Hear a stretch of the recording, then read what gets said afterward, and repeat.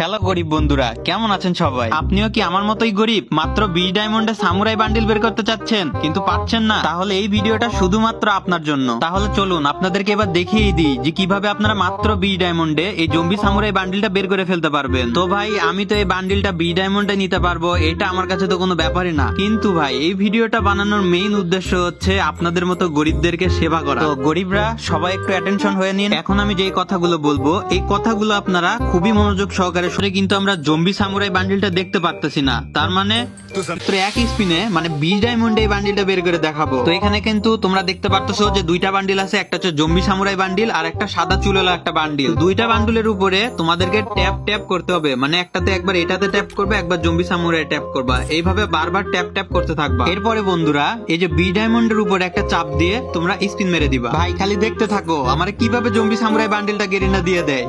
দে দে দে Garena zombie samurai bundle দিয়ে দে। আপনারা যারা বান্ডিলটা নিতে চাচ্ছেন তারা চলে যেতে পারেন প্লে স্টোরে এবং ইনস্টল করতে পারেন বট টপ আপ। এখানে আপনারা 100% বিশ্বাসের সাথে টপ আপ করতে পারবেন। তো আর দেরি